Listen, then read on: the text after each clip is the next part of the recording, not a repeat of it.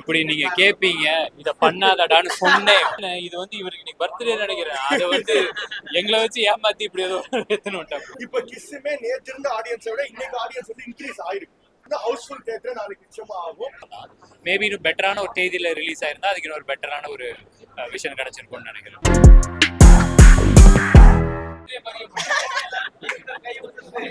ஆமா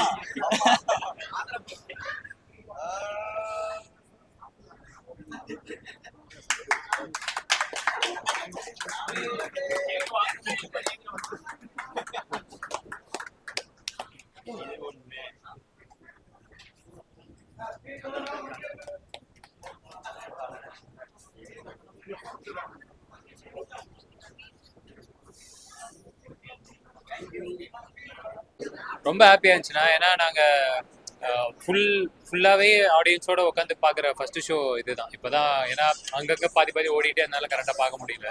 இப்பதான் ஃபுல்லா பாக்குறோம். எல்லா காமெடிக்கும் பயங்கரமா என்ஜாய் பண்ணாங்க. கிளைமேக்ஸ் ரொம்ப நல்லாவே சிரிச்சாங்க. ஸோ அதெல்லாம் பார்க்கும்போது ரொம்ப சந்தோஷமா இருந்துச்சு. தேங்க்யூ.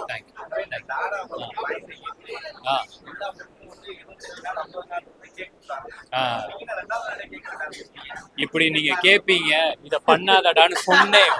நான் சொன்னேன், இதெல்லாம் கண்டிப்பா கேட்கப்பட வேண்டிய கேள்விப்பா. இப்படி பண்ணாதப்பான்னு சொன்னேன். தம்பி வந்து அன்பால இப்படி பண்றாங்க.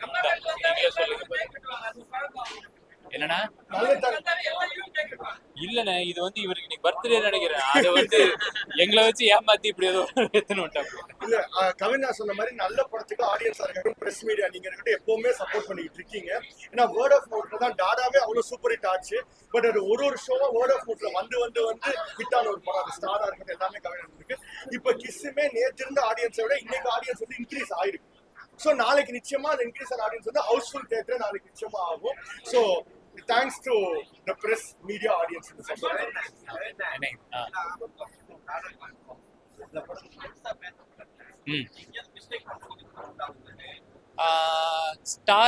ஸ்டார்ல படத்திலே கொஞ்சம் நம்மளுக்கு கிரிட்டிக்கலா நிறைய விஷயங்கள்லாம் சொன்னாங்க. அதெல்லாம் நோட் பண்ணி தான் வச்சிருக்கோம். பிளட்டி பர்கர் எனக்கு தெரிஞ்ச படமா அந்த அளவுக்கு ஒரு தப்பான படமானு எனக்கு தெரியல. ஏன்னா நல்ல இன்டென்ட்டோட ரொம்ப நல்ல டோட்டலாக டிஃப்ரெண்ட்டாக ஒரு அட்டம் பண்ணணும்னு ட்ரை பண்ண ஒரு படம் தான். மேபி இன்னும் பெட்டரான ஒரு தேதியில் ரிலீஸ் ஆயிருந்தா அதுக்கு இன்னொரு பெட்டரான ஒரு விஷன் கிடைச்சிருக்கும்னு நினைக்கிறேன். அது வந்து அடுத்த ப்ரெஸ் மீட்ல பேசுவோம். வந்த வரைக்கும் டெஃபினட்டாக ரொம்பவே நல்லா வந்திருக்கு. நிச்சயமா அதை பற்றி பேசணும்னு நிறையவே இருக்கு. வெற்றி சாரோட வந்து அந்த மீட்டில் அட்டன்.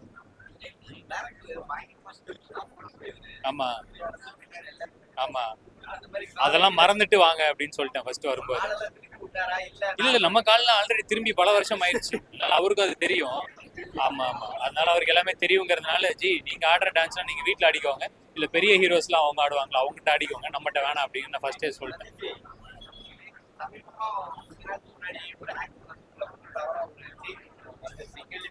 என்னது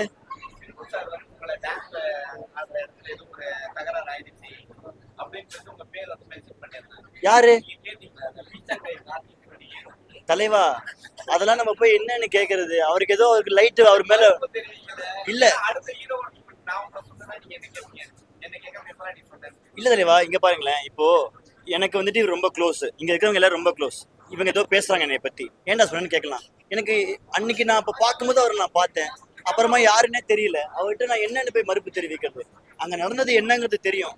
நானும் சிம்பு சாரும் என்ன ஷேர் பண்றவங்க தெரியாது. இப்போ நீங்கள் நானுமே இங்க நல்லா பேசுறோம். தெய்வமே நான் இங்க பேசுவேன். அவன் யாரோ அசிங்கமா பேச நினைச்சுப்பான். இதுல பதில் சொல்லணும் வேணாம். அவருக்கு தெரியாது நானும் சிம்பு சாரும் யாருன்னு தெரியாதுல்ல, அது என்னன்னு தெரியாதுல்ல. வேடிக்கை பாக்குறவங்க ஏதோ நினைச்சுக்கிறாங்க. விட்டுறணும் தலைவா. அவருமே ஏதோ ஒரு இதுல ஃப்ரஸ்ட்ரேஷன் ஏதோ பேசுறாரு.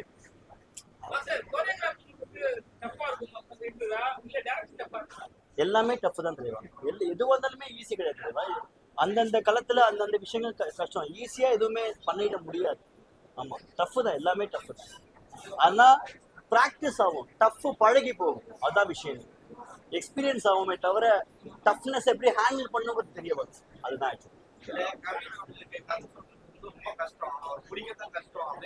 தலைவா. எனக்கு ரொம்ப ஈஸி ஆயிடுச்சு. ஆமா அதுதான் தலைவா. என்னைக்கும் எங்க அப்பா அம்மா போட்ட புஷ்பம் பூ அன்னைக்கு ஒர்க் அவுட் ஆயிட்டு இருக்குது. ஆக்சுவலா அதான் உண்மை. இல்ல கவின்னு ரொம்ப ஏங்க எல்லா ஆக்டர்ஸுமே வந்துட்டு ஸ்கிரிப்ட் கேட்டால் அதை ஸ்க்ரூ பண்ணுவாங்க தான். ஏன்னா அது அவங்களுக்கு எவ்வளோ கரெக்டாக இருக்கணும்னு தெரியும். ஏன்னா அவங்க மேலே பணம் போடுறாங்க, அந்த பணம் ப்ரொடியூசருக்கு போய் திருப்பி போகணும், அவங்க அடுத்த ஸ்டெப் முன்னாடி போகணும், இவ்வளோ மண்டைகளில் ஓடுற விஷயம். உடனே அதை அதை ஓகே சொன்னது வந்துட்டு எனக்கு அது பெரிய பிளெஸ்ஸிங் தான். ஆனால் அது கமின்னு கிடையாது.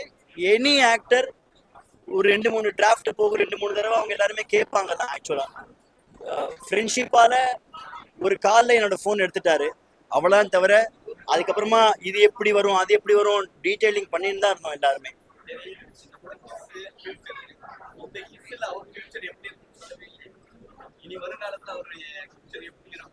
அது மக்கள் கையில தான். தலைவா கேக்லாம் வாங்கி வச்சிருக்காங்களே இங்க. அடுத்த அப்டேட் நான் சொல்றேன், ஏதோ பார்த்து செஞ்சு விடுங்க, அப்பதான் எனக்கு அப்டேட்டே ஆகும். எனக்கு தெரிஞ்ச ஒரே அப்டேட் என்னோட போனை தான் இன்னைக்கு அப்டேட் பண்ணேன். இதுக்கப்புறம் நடக்க போகுதுன்னு தெரியல. பட் நீங்க கொண்டு போய் சேர்த்தீங்கன்னா ஏதோ ஒரு 80% வந்துட்டாங்க, ஒரு 20% தான். ஏதோ பார்த்து செய்யுங்க ப்ளீஸ்.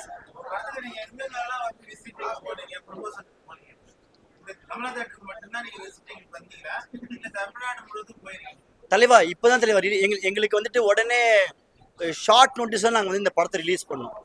ஃபர்ஸ்ட் ஆஃப் ஆல் நாங்க திரையில வந்து இங்க பார்க்கும்போது இங்க எல்லாம் நடக்குது அப்படிங்கிற விஷயத்த பார்த்துட்டு இனிமேல் எல்லாம் கிளம்பி போகணும். எல்லாருமே ஒரு இடத்துல ஒரு விஷயமா சுத்திக்கிட்டு இருக்கோம். இப்போ இது வந்திருக்கோம். நேத்துக்கு நாங்க ஒரு ஷோ வந்துட்டு சத்தியம் ஃபுல்லா ஒரு ஷோ, சரின்னு ஒரு ஷோ, அப்படி போய் அதை முடிச்சுக்கிட்டோம். இன்னைக்கு இங்க வந்திருக்கோம். நாளைக்கு நீங்க காலையில நீங்க ட்விட்டர்ல பாத்தீங்கன்னா நாங்க எங்கெல்லாம் போறோம் அதை போட்டுக்கிட்டே இருப்போம்.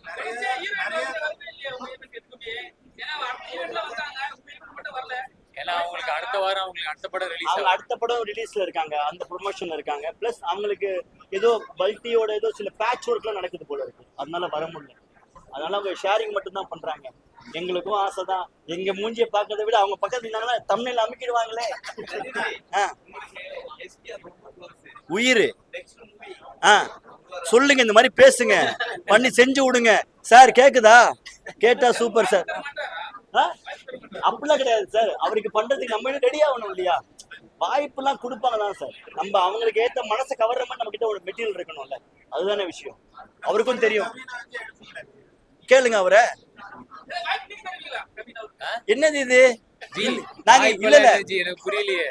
இல்ல ஜி சொன்ன மாதிரி இவர் ஆல்ரெடி ஒரு கதை ஒன்று பண்ணியிருப்பாரு, வேற யார்ட்டையா கதெல்லாம் சொல்லி தான் வச்சிருந்திருப்பாரு. அதை இங்க சொல்ல மாட்டார்ல. இப்ப நம்மளுக்கு அடுத்த ரிலீஸ்க்கு இன்னொரு 2 படங்கள் இருக்கு. புரியல தெளிவா. இந்த படத்தோடதுக்கே ஃபுல் ஆக்குபென்சி வரணும் தான் பேசினிருக்கிறோம். நீங்க அடுத்த படத்துக்கு போய் அடுத்த படத்துக்கு போயிட்டாங்க போல இருக்கு. பழக்கத்துக்காக நாங்க 2 பேருக்குமே தெரியும் எப்படி வேணா பண்ணிக்கலாம் அது. ஆனா எல்லாத்தையுமே எங்க பழக்கத்துக்காக நீங்க வருவீங்களா தியேட்டருக்கு? எப்படி வருவீங்க? புரியல. கதை நல்லா இருந்தாதான் வருவீங்க, இஷ்டத்துக்கு ஏதாவது. அந்த கதை தான் எல்லாத்தையுமே டிமாண்ட் பண்ணுது. அடுத்த சூப்பரான ஒரு கதை வந்துச்சுன்னா பண்ணிட்டு போறோம், அவ்வளவுதான். அடுத்தது அதே மாதிரி அவருக்கு ஃபோன் பண்ணி எடுக்கும்போது அந்த சான்ஸ் நான் வேஸ்ட் பண்ணாம ஒரு கதை சொன்னா கண்டிப்பா பண்ணதான் போறோம். பெரும்பாலும் லவ் ஸ்டோரி படங்களை வந்து காலேஜ் ஸ்டூடெண்ட்ஸ் நிறைய பேர் படத்தை போட்டு உள்ள வர வைக்கிறாங்க. அது மாதிரி வந்து காலேஜ் ஸ்டூடெண்ட்ஸ் வந்து இந்த படத்தை போட்டு காமிச்சு உள்ள வர வைக்கிறதுக்கு ஏதாவது ஐடியா இருக்கா? இருக்கு. அதை பத்தி ஒரு சின்ன அப்டேட் இனிமே வர ஆரம்பிச்சோம். பிகாஸ் அதுக்கு ஒரு தெரிஞ்ச ஒரு சில இன்ஃப்ளூயன்சர்ஸ் அவங்களாம் ஒரு ஷோ போலாம் ஐடியா பண்ணி வச்சிருக்கோம், ப்ரொடக்ஷன்ல பேசியிருக்கோம். அது நடந்துன்னு நினைக்கிறேன் மோஸ்டா. தேங்க்யூ.